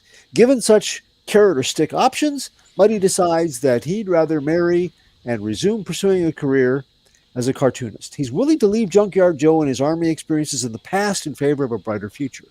That is how issue number 1's curtain closes, with Muddy's return stateside in 1972. Issue number 2 opens in Muddy's small Midwestern town with the announcement that legendary syndicated cartoonist Muddy Davis has announced his retirement following an astonishing 50-year run as the cartoonist and creator of the popular comic strip Junkyard Joe. It's 2022, and Muddy has achieved all the worldly success a man could aspire to through his art. His humorous comic strip about an Army squad perpetually in basic training and being shown up by a robot soldier in their midst is the stuff of pop culture gold. Adaptations to the small and large screen, along with merchandising deals, have made Muddy a successful businessman. His body of work, including a reputation for clever barbs regarding the soldiering life and the non-combat brass running warfare, while betting young lives like poker chips, has garnered him professional accolades and awards. Clearly, though, Muddy left Vietnam and his hallucinations about Joe in the past, but they have never left him. The ensemble of soldiers in that training group from his strip are caricatures of the men that he served with and that he's named after each of them. His work became a tribute to his wartime buddies and the automated warrior who served with them on that last fateful mission. Elderly Muddy has maintained a humble and reclusive lifestyle. He has never accepted an award in person. He has not allowed the success to alter his outlook. He did marry his sweetheart as he planned, and he and his wife Rita have enjoyed a long and peaceful union. But Muddy's retirement comes after his beloved wife's death. Cancer took her away from him, and without her light guiding his artistic vision, continuing the strip didn't feel right anymore. He's alone after a life spent seeking shadows much more than spotlights. Yet, without her, Muddy's unable to find purpose and meaning in his simple existence. Worse, a father and his 3 kids have just moved next door. And the last thing that Muddy feels like is dealing with new neighbors, especially teenagers. He is living in a big old house surrounded only by memories of his dearly departed and their life together. Until a late night visitor comes a knocking. Junkyard Joe, his robot squad mate, was not a figment. He's come calling, but still as mute as ever and for unknown purposes. But he also understands when Muddy tells him about losing Rita, and the robot removes his helmet and bows his head in a show of reverence, which echoes the way this robot acted in the first issue, 50 years before. One of the neighbor teens, an aspiring artist coping with her own recent loss, catches that glimpse that I showed you to prove that Muddy's not hallucinating anything. Muddy admits that the intervening years have caused him to doubt his memories, but Junkyard Joe is real, and it's a fact driven home when a convenience store clerk later in the issue makes a robbery report claiming that a robot dressed in combat fatigues took an item without paying for it. What item might that be? The Sunday comics section of a newspaper. The cop reactions would almost be laughable except for the other people who show up asking the clerk about the robot robber. Some very serious people. The good. The tone of this issue is perfect, and a perfect left field surprise. Jeff Johns and Gary Frank give us a tour of the home and career of a man who has achieved everything in life he hoped to, but they also show the hollow victory it's become without Rita. And how in some ways that Muddy has continued serving with his long-dead friends despite doing so through a funny but insightful comic strip which focused on the difficulties of the common soldier and advocated for veterans' rights. As presented, we find that this successful and lauded guide of America's conscience regarding its fighting men and women surrounded only by ghosts in a humble but haunted house that once was his home. And together, they make us feel just as haunted as Muddy does.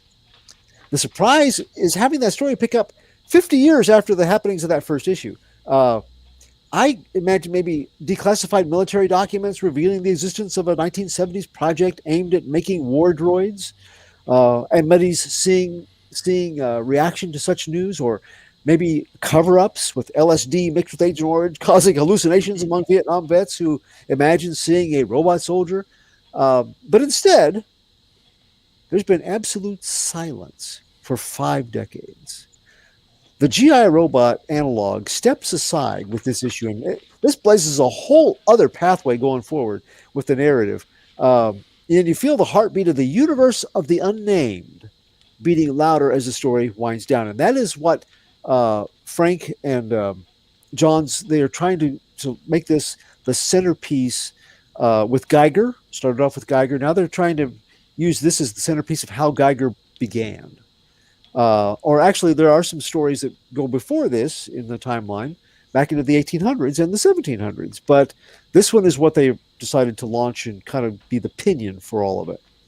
The mute character of Junkyard Joe is once again on display, and it's disarming how human and humane he seems in his reactions. Is he robot or cyborg? Maybe like the only organic part being a human brain transplanted? Or maybe it's a robot bordering on android sentience with human engrams programmed into a synthetic psyche. The curiosity of just what he is and how he was made is built with this issue. Frank's art is once more a treat, and since the surroundings are very civilian and modern, we feel like that we have aged from that long ago 1972 combat issue right alongside Muddy. Kudos also for his work showing us the final strip of that 50-year-old syndicated series, which it makes us understand its appeal, and it makes it also feel very real. Colorist Brad Anderson took that page and capitalizes on the strip by changing the clarity and color ratios to appear much as a Sunday newspaper comic section would, dull, flat, and wan instead of bright and bouncy, despite its presentation on this modern slick comic book paper. It is subtle but brilliant. It's a nice detail that was not lost for that full-page spread. Rob Lee keeps the sound effects largely in check with this low-action addition to the story, but his basting of the panels with the dialogue balloons placed in just the right spots to lead the eye through the visual part of the narrative it seasons the entire book very well. We have samples of young fan art in the back of the book, which I will show now that we got into it. Some of the people that they worked with, because the first issue, if you remember, part of the proceeds went to veterans organizations, and here and in the UK. And one of the people that they worked with, his kids got to see a preview issue, and so they made their own. They were so impressed with Junkyard Joe that they made their own illustrations of it, and they asked, "Could we put those in the book?" So here we are, the first appearance of these young artists. And any book that will take 2 pages to explain and then show somebody's kid's art being inspired by their first book is okay in my book. So I really like that. And the fact that these kids liked the visuals of Junkyard Joe, maybe the story too, but they're pretty young kids, so at least the visuals enough to want to make their own Junkyard Joes. This creative team is building an audience and their own original universe in a way that is more passionate than I have seen in a long time. The result is world building, a reality that we can't wait to learn more about. The dirty secrets and all. Because obviously we're coming into territory. There are going to be connections with Geiger as it goes along, and I got to go back and finish reading all of Geiger. So, but this is compelling me to do just that. The bad, unlike the first issue, which is it's a war comic with Joe Kubert sensibilities, this one is not. And some readers may have difficulty shifting those gears, but I think most will hang in there for the foreboding, clandestine waves radiating off part of the story. Some readers who don't read Geiger, set in this same universe in reality, said that they couldn't get interested in the first issue. And some may feel the same about issue number 2, though I didn't have a problem enjoying both just on their own merits. But there are some connections beginning to form. And like I said, I'm going to have to go back and read the rest of it now. But for this, I will. Not a problem at all. And if if people are trying to catch up to something that you're doing that well, it says something about the product, I think. So the takeaway, this series as presented so far with issues 1 and 2, it's a rarity in comics today or any day because it is genuine. It is genuinely heartfelt. It is genuinely crafted. In one news report, a commentator relayed Muddy's reply through his editor regarding a final interview, an interview request that he politely turned down. He said, "Muddy tells me that Junkyard Joe says everything, so I don't need to. If Muddy has expressed those important things about life and loss and war in his strip, as well as Johns, Frank, Anderson, and Lee are expressing themselves with this title, the old soldier's absolutely right.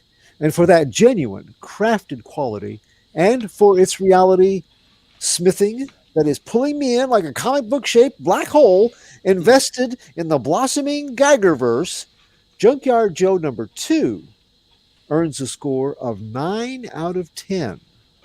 Ooh, wow. Clyde 9. That's like that's like a Eric 100. Yeah, no joke. That's amazing. Yeah. I could not be happier with this series. Well warranted.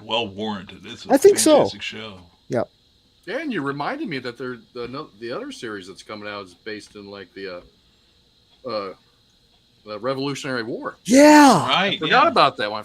I can't wait. Yeah, in fact, there's a whole timeline on one page that gives you an idea of what the future books will be all about. And I'll tell you what, there's a barb that just, it's short, but it just pulls you straight into the whole thing. And it's this. I think that this was presented in the first one too. This is part of the timeline, but it's just a little paragraph. Throughout history, unlikely and strange heroes have risen and fallen. These men and women are a mystery, their identities and lives a secret. But for a great evil to be stopped, their stories must be told. From a radioactive family man in the near future, to a British assassin during the American Revolution, to a robotic killing machine seeking its creator, and more, they are the unnamed, fighting in the unknown war. And that's where the unnamed universe comes from. So that is fantastic. Yeah. Well done. Well done, Clyde. Thank you very much. Yeah, because in Geiger, you never find out what really caused the nuclear fallout. No, you don't. Yeah. That's true. Yeah, and that's one that I went back and I read the Geiger trade paperback again on hoopla.com. Get your library cards out, kids. And I was so impressed with it, I bought a copy on Comixology and the annual. Good The annual was really good. I like the annual's fantastic. Yeah. Because the last issue of that kind of let me down. But I enjoyed the entire series up for that last issue. I mean, it was still good, but it was missing something. Yeah, it just didn't have the punch of the previous ones. Yeah, but the annual was awesome. It really was.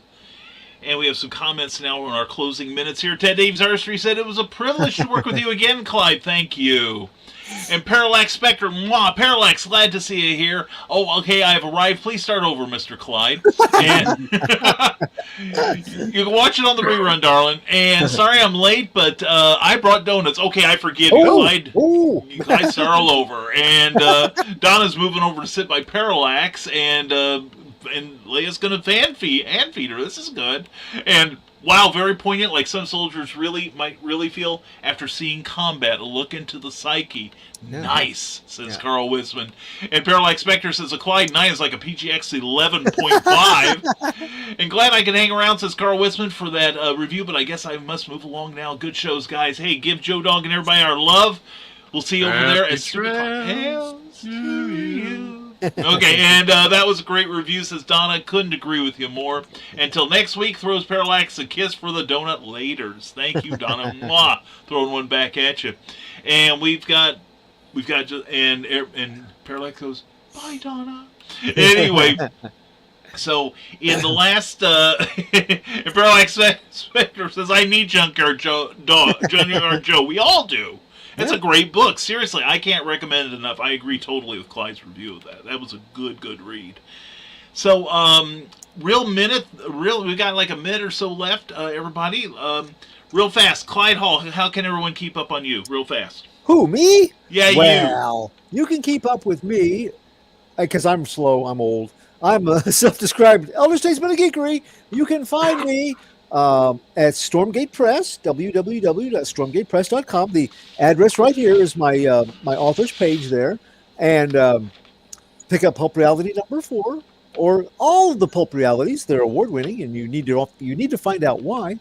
But you can find me doing comic reviews at The Beat and doomrocket.com online, and at the Comic Book Spectrum Facebook group. You can find me on Facebook at Clyde Hall, or Radiating Positive Vibes with author Clyde Hall, or on Twitter at CJ Hall 1984, but I don't think I got a check mark. So there. Okay, there you go. Have a happy Thanksgiving. Yes, thank you. You too, Clyde. Eric, how about you? Right there. Oh, okay, that's sweet, short and sweet. Thank you, Eric. And Jody McFee, you. Oh, stuff like that. Nice. Right there at that link tree. Okay, beautiful. That's today's sketch. Nice. Well done, sir. And thank you, gentlemen, for being here tonight and your great reviews. And I'll close out the show. If you want to keep up on everything I'm doing, go to risingtide.pub. It has a link to all of our broadcasting and other stuff. Plus, we have a Patreon page at, if I can go to the right page, there we go, at www.patreon.com/Brian K. Morris. A new edition of my blog went out this morning, and the last two have been about my first publication, Bloodshot the Coldest Warrior. So you can get some skinny on that and other stuff. That's where we'll be talking about it. Plus, we are also brought to you by Rising Tide Publications. The Terrors will be out in early 2023. I swear to God, as God is my witness, I will get that thing done. And also Plasma Fire Graphics, when the look of your book matters to you.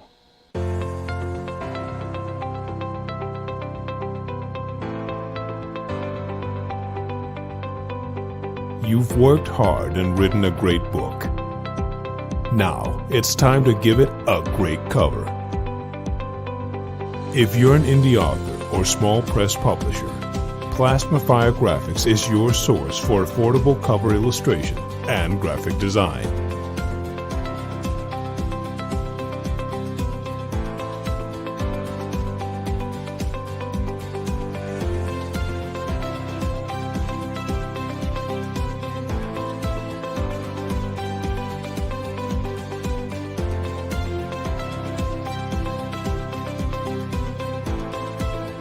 Plasmafire Graphics, when the look of your book matters to you.